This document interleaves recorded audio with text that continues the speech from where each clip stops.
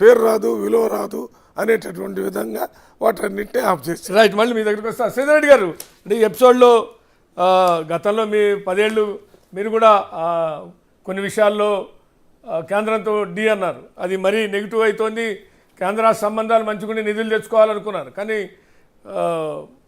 వడ్డిచ్చేవాడు మనవాడు ఉంటే ఎక్కడున్నా అన్నట్టుగా ఉంది వ్యవహారం.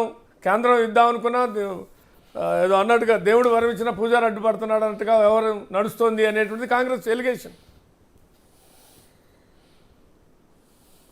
ఇప్పుడు ఒకటండి, బేసికలీ ఈ మామ్నూరు ఎయిర్పోర్ట్కి సంబంధించి ఫైనల్గా కేంద్రం మీద గోహెడ్ ఇచ్చిందని చెప్తున్నారు. దాంట్లో కొట్టాడుకుంటున్నారు రేవంత్ రెడ్డి గారు, కిషన్ రెడ్డి గారు. నేను తెచ్చినా అంటే నేను తెచ్చినని. ఈయన తెచ్చింది లేదు, ఆయన తెచ్చింది లేదు. ఈ పోయిన 10 సంవత్సరాల్లో ఏమీ జరగలేదు, ప్రయత్నాలే జరగలేదు.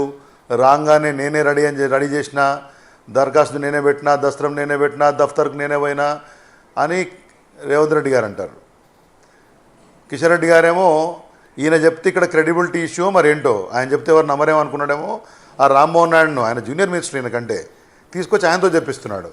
ఇంత హాస్యాస్పదంగా ఉందంటే 2014 తొలినాళ్లలో, రాష్ట్రం ఏర్పడిన తొలినాళ్లలో కేసీఆర్ గారు ప్రధానమంత్రిని కలిసినప్పుడు 6 ఎయిర్పోర్ట్లు తెలంగాణ రాష్ట్రంలో, ఆదిలాబాద్, జక్రాన్పల్లి, మామ్నూరు, తర్వాత బసంతనగర్, పెద్దపల్లి, ఇట్లా మన దేవరకద్ర దగ్గర ఒక ఎయిర్పోర్టు, ఇట్లా మొత్తం 6 ఎయిర్పోర్ట్లకు సంబంధించి ప్రతిపాదనలు ఇచ్చారు. ఈ మామ్నూరు ఇప్పుడు పెట్టింది కాదు, నిజాం పెట్టింది. ఆ నిజాం పెట్టిన తర్వాత 1981 వరకు అంతో ఇంతో ఏదో నడిచింది. ఆ 1981 తర్వాత దాని మీద ఏమీ కదలిక లేదు. కాంగ్రెస్ పార్టీ మూసింది, మరి ఇప్పుడు కాంగ్రెస్ పార్టీ తెచ్చినట్టుంది.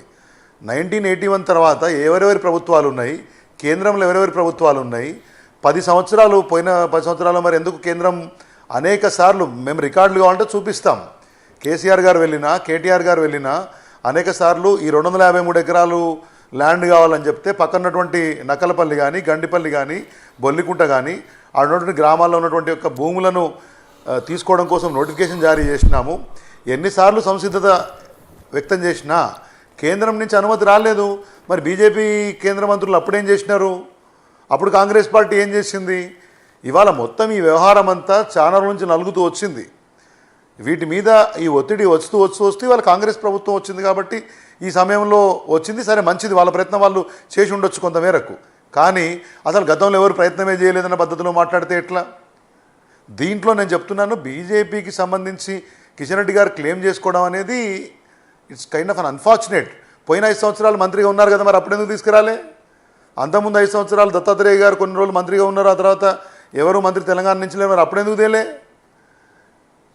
పూర్తి స్థాయి ప్రయత్నము 1981 తర్వాత తెలంగాణ ఏర్పడిన తర్వాత పార్లమెంట్లో ఆ రోజున్నటువంటి ఎంపీలు వినోద్ కుమార్ గారితో సహా బీఆర్ఎస్ పార్టీ ఎంపీలు ఆ ప్రయత్నం కంటిన్యూ అవుతూ, కేసీఆర్ గారి ప్రయత్నము, తర్వాత కేటీఆర్ గారి ప్రయత్నము, బీఆర్ఎస్ పార్టీ నేతృత్వంలో అనేక ప్రయత్నాల తర్వాత ఇవాళ వస్తే ఈయన మనం ఏమంటారు, చప్పట్లు కొట్టుకుంటున్నాడు, ఆయన చప్పట్లు కొట్టుకుంటున్నాడు. ఇక్కడ క్రెడిబుల్. ఇప్పుడు ఇష్యూ ఏంటంటే, సరే మంచిది, మరి అదే చేతితోటి కాజీపేటలో రైల్వే కోచ్ ఫ్యాక్టరీ, అదే ట్రైబల్ యూనివర్సిటీ. శ్రీధర్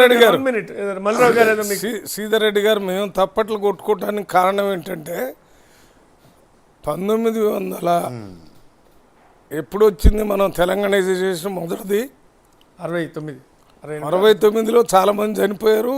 అప్పుడు మల్లికార్జున్ గారు, అదే చెన్నారెడ్డి గారు ఇంకా పెద్ద చాలామంది లీడర్స్ ప్రాణాలు కూడా పోగొట్టుకున్నారు, రాలేదు.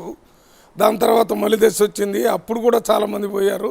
మళ్ళీ చివరికి మన సోనియా గాంధీ గారు వచ్చి 2004లో చెప్పటం, 2009లో ప్రకటించటం, మళ్ళీ కమిటీలు ఇవ్వటం అయింది. ఎప్పుడు వచ్చిందని చెప్తున్నారు? 2013లో బిల్లు పెట్టిన తర్వాత వచ్చింది, అందువల్ల కాంగ్రెస్ పార్టీ ఇచ్చిందని చెప్పుకుంటున్నారు. అది దాంట్లో తప్పులేదు కదా.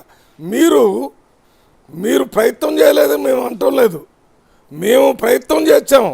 ఇప్పుడు ప్రభుత్వంలో రాగానే కేంద్రంలో ఉన్న ఆ సివిల్ ఏవియేషన్ మినిస్టర్ని, అధికారులందరినీ కలిసి కావాల్సినవన్నీ ఇస్తామని చెప్పి అది తీసుకొని వచ్చాం.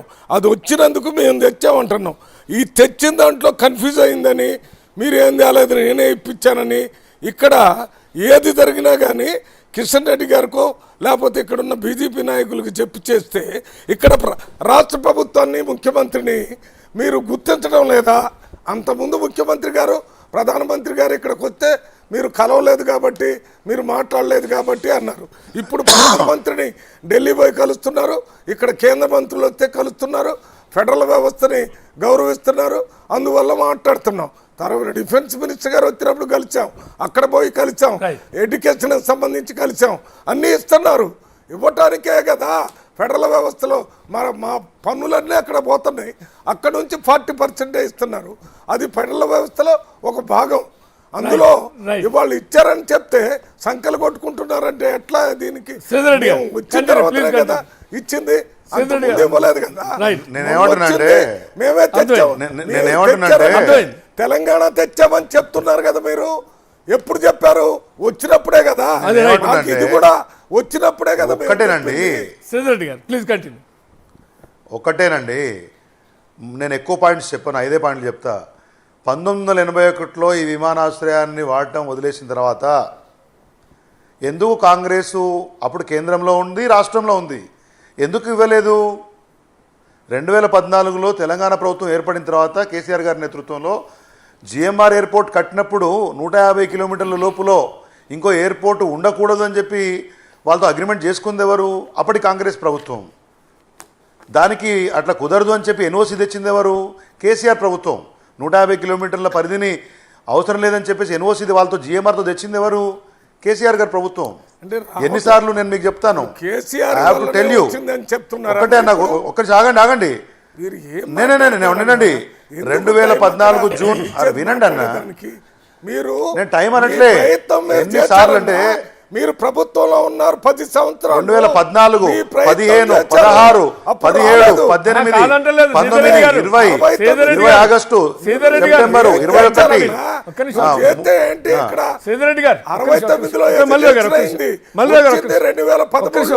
మీరు ప్రయత్నం చేయలేదని అంటే ప్రయత్నాలు చేశారు రాష్ట్ర ప్రభుత్వాలు. మీరు ఆనాడు ముఖ్యమంత్రి, మీరు 10 సంవత్సరాలు ఉన్నారు, అయినా రాలేదు. ఇప్పుడు మేము వచ్చిన సంవత్సరం లోపలనే 13 నెలల్లో వచ్చిందంటున్నాం. ఇందులో తప్పే ఉంది? ఎందుకు కన్ఫ్యూజన్ ఉంది? ఎందుకు కిషన్ రెడ్డి గారు అట్లా మాట్లాడతాడు? ఎందుకు మాట్లాడిస్తున్నాడు? ఏ ప్రభుత్వం ఉన్నా శ్రీధర్ రెడ్డి గారు, ప్రభుత్వంలో ఎవరున్నా ప్రయత్నం చేయాలి, కేంద్రం ఇవ్వలేదు, ఇప్పుడు వచ్చింది మేము ఉన్న టైంలో అనేటువంటి దాని తప్ప చేయలేదు ప్రయత్నం అనేటువంటి ఇష్యూ కాదు కదా అంటున్నారు. Right, please conclude. దీనికి క్రెడిట్ వార్ ఎందుకు? వాళ్ళిద్దరు కూడా బాధపడాలి. ఇంత లేట్ అయినందుకు వాళ్ళిద్దరు క్షమాపణ చెప్పాలి తెలంగాణకు. ఇంకా క్రెడిట్ వార్ నేను తెచ్చినట్టు నేను తెచ్చిన ఎట్లా ఉందండి అన్న? 10 సంవత్సరాలు క్షమాపణలు అంటే మీరు ఎందుకు చేయలేదు? మీరు క్షమాపణ చెప్పాలి. ఇష్యూ 10 ఏళ్లలో మీరు ఎందుకు చేయలేదు అంటే జాతీయ ప్రభుత్వాలు ఉన్నాయండి. వినండి, 10 సంవత్సరాలు కేంద్రం ఇస్తుంది పర్మిషన్స్, మేము ఇయ్యం. అదే కదా అనేది. మరి అదే అంటున్నా, క్షమాపణ చెప్పాలని మీరు కేంద్రం ఇస్తుంది పర్మిషన్. క్షమాపణ చెప్పాలని డిమాండ్ చేస్తే వాళ్ళే ఉంటారు. 2014 తెచ్చామంటారు, మీరు క్షమాపణ చెప్పాలంటారు. తెచ్చినది సంతోషపడ. 10 ఏళ్లలో మీరు చేయని 2014 ముందు 10 సంవత్సరాలు కాంగ్రెస్. అది లేదు కదా, మీ 10 ఏళ్ల గురించి మాట్లాడకన్నా అంతకుముందు 10 ఏళ్ల గురించి మాట్లాడుతూ అంటారు శ్రీధర్ రెడ్డి గారు. అది కరెక్ట్ ఎట్లయితుంది? అది ఎట్లా? ఒక్క నిమిషం సార్ ప్లీజ్. మీరున్న 10 ఏళ్ళు మైనస్ చేయాలి, మీకన్నా ముందున్న 10 ఏళ్ళ లెక్క తీసుకోవాలి తప్ప మీ ఉన్న 10 ఏళ్ళ లెక్క తీసుకోవద్దు అనేది రీజనబుల్ ఆర్గ్యుమెంట్. అది మేము కేంద్ర ప్రభుత్వంలో లేము. కేంద్రంలో ఎవరున్నారు? ఈ రాష్ట్రంలో ఉన్నవారు క్లెయిమ్ చేసుకుంటున్నారు. ప్రభుత్వం ఇప్పుడు క్లెయిమ్ చేసుకుంటుంది, ఈ రాష్ట్ర ప్రభుత్వం ఇప్పుడు క్లెయిమ్ చేసుకుంటుంది. మీరు మీరు కూడా క్లెయిమ్ చేసుకోవాలనుకున్నారు, తప్పు కాదు. మీరు ఎందుకు చెప్పారు? ఒక్క నిమిషం సార్, ఒక్క నిమిషం. మీరు ఎందుకు